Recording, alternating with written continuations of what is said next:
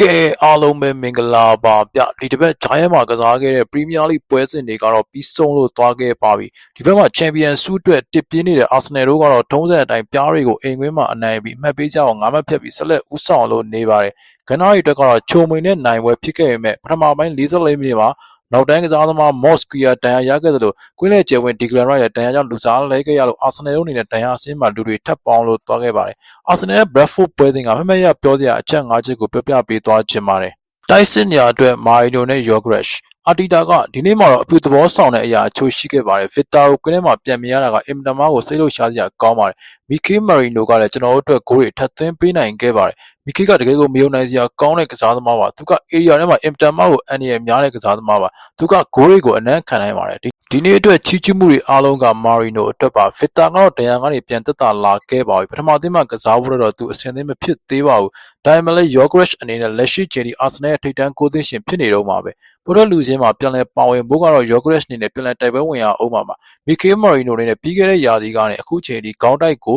၈ဂိုးအထိသွင်းယူပေးထားခဲ့ပြီးအာဆင်နယ်ကစားသမားတွေကခေါင်းတိုက်ကိုအများဆုံးသွင်းယူထားတဲ့ကစားသမားဖြစ်ပါတယ်။ယောဂရက်အနေနဲ့ပထမသင်းနဲ့ပေါ်ထွက်နိုင်ဖို့တေချာတဲ့အဆုံးသတ်မှုတွေပြုလုပ်ပြဖို့လိုအပ်နေပြီပဲဖြစ်ပါတယ်။လက်စွမ်းပြပြီး clean sheet ထပ်ယူလိုက်တဲ့ဒေးဗစ်ယာယာအာတီတာကဂိုးသမားဒေးဗစ်ယာယာနဲ့ပတ်သက်ပြီးဒီနေ့မှာရရကလည်းတကယ်ကိုလက်စွမ်းပြနိုင်ခဲ့ပါတယ်။ဘရက်ဖို့ကစားသမားကီဗင်ရှိတ်ရဲ့ခေါင်းတိုက်ချက်ကအတော်လေးကိုအားပါပြင်းထန်ခဲ့ပါတယ်ကျွန်တော်ကဒီလုံးဂိုးရဲဝင်သွားပြီလို့ထင်ခဲ့တာပါ။ယာယာပုတ်ထုတ်ကာကွယ်နိုင်ခဲ့လို့ကျွန်တော်တို့အတွက်ခက်ခဲမဲ့အချိန်တွေကနေလွတ်မြောက်ခဲ့ရတာပါ။ရာကကျွန်တော်တို့ကိုမတူညီတဲ့အဆင့်တစ်ခုကိုပို့ဆောင်ပေးနေတဲ့ကစားသမားပါသူကကျွန်တော်တို့ရဲ့ကစားကွက်ရဲ့အရေးကြီးတဲ့အစိတ်ပိုင်းဖြစ်သလိုကျွန်တော်တို့ကိုပေါက်ရဲ့အရေးကြီးတဲ့တကားမှုပါပဲအာဆင်နယ်တို့အနေနဲ့အဓိကဗဟိုနောက်ခံလူတွေဖြစ်တဲ့ဂါဗရီယယ်နဲ့ဆလီဘာတို့မပါဝင်နိုင်ခဲ့ပေမဲ့အကောင်းဆုံးနောက်တန်းဆွမ်းဆောင်ရည်ကိုပြသနိုင်ခဲ့ပြီးကလင်းရှိနောက်တဲ့တပွဲထပ်ရလို့သွားခဲ့ပါတယ်ဒီပွဲကဂန်နာတို့ရဲ့လူစီယန်နဲ့အရေးသွေးတွေကဘယ်လောက်ထိကောင်းမွန်နေသလဲဆိုတာကိုမိမောင်းထိုးပြလိုက်တဲ့ပွဲဖြစ်ပြီးစပိန်ဂိုးသမားကလည်းအကောင်းလက်ဆွမ်းပြပြီးထိုက်တန်တဲ့အနိုင်၃မှတ်ကိုရရှိခဲ့ပါတယ်အကောင်းဆုံးတွဲဖက်ကစားပြခဲ့တဲ့ဘန်ဝိုင်းနဲ့မယ်ဒူဝက်ကီအာတီတာအနေနဲ့ဒီပွဲစဉ်မှာတင်ပ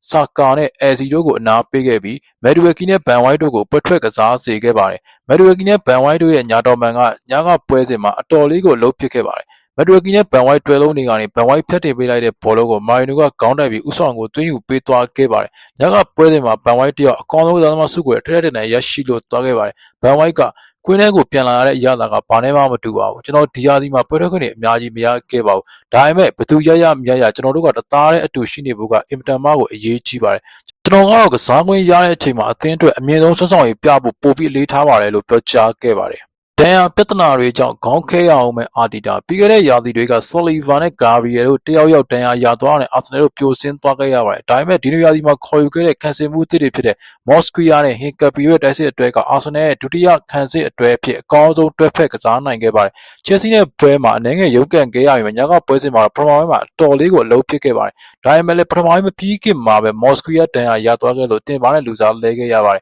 ဟင်ကပီတင်ပါနဲ့ဘန်ဝိုင်းတို့လိုခံစစ်နေရာစုံမှာကစားနိုင်တဲ့ကစားသမားတွေကိုအမျှော်မြင်ရှိဝယ်ယူထားတဲ့အာဆင်နယ်တို့လက်တော်တန်ရာပြဿနာတွေကိုဖြေရှင်းရမှာအတော်လေးကိုအသုံးဝင်လို့သွားခဲ့ပါတယ်။ဒါပေမဲ့လည်းဗဟိုခံစစ်မှု၃ဦးထိတန်ရာရသွားလို့နောက်ပိုင်းပွဲစဉ်တွေမှာဂန်နာတို့ဘလို့ပွဲထွက်လာမလဲဆိုတာကစိတ်ဝင်စားစရာကောင်းပါတယ်။ဂန်နာရဲ့အနေနဲ့ကလာဖီယိုရီနဲ့ဟင်ကာပီတွဲပြီးပွဲထွက်လာနိုင်တယ်လို့အရင်ကဗဟိုခံစစ်မှုဖြစ်ကစားခဲ့တဲ့ဘန်ဝိုင်းအနေနဲ့ဟင်ကာပီနဲ့တွဲပြီးပွဲထွက်လာနိုင်ပါတယ်။ဂွာရီယိုလာရဲ့ဖိအားပေးမှုကိုအကောင်းဆုံးတုံ့ပြန်နိုင်ခဲ့တဲ့အာတီတာအင်္ဂါနေ့ညမှာကစားခဲ့တဲ့ဖူဟန်နဲ့မန်ချက်စတာစီးတီးတို့ပွဲစဉ်မှာမန်စီးတီးတို့အနေနဲ့ဖူဟန်တို့ကိုအသေးအကျေကစားခဲ့ရပြီး9ဂိုး4ဂိုးဆိုတဲ့ရလဒ်နဲ့အနိုင်ရခဲ့ပါတယ်။ပွဲပြီးအင်တာဗျူးမှာဂွာရီယိုလာကအာဆင်နယ်ကိုချီးကျူးခဲ့ပေမဲ့လည်းသူတို့အသင်းကချန်ပီယံဆုနဲ့ထိုက်တန်တဲ့အသင်းဖြစ်ကြောင်းအကောင်းဆုံးသက်သေပြမယ်လို့ကြုံးဝါလို့သွားခဲ့ပါတယ်။ဂွာရီယိုလာကဒီယာဒီရဲ့အချိန်တစ်ခုမှာမန်စီးတီးတို့အနေနဲ့ဥဆောင်သူအာဆင်နယ်တို့ကိုကြော်ဖြတ်ပြီးအသာစီးပြန်လည်ရယူနိုင်မယ်လို့ယုံကြည်လို့နေပါတယ်။ဂွာရီယိုလာကပရီးမီးယားလိပွဲစဉ်တွေကအရန်ကိုရှေ့လျားတဲ့ခရီးလမ်းမှာကျွန်တော်တို့ပရီးမီးယားလိဖလား6ကြိမ်ရရှိခဲ့ပေမဲ့တချို့ရာသီတွေကဒီဇင်ဘာဇန်နဝါရီဖေဖော်ဝါရီလောက်မှာ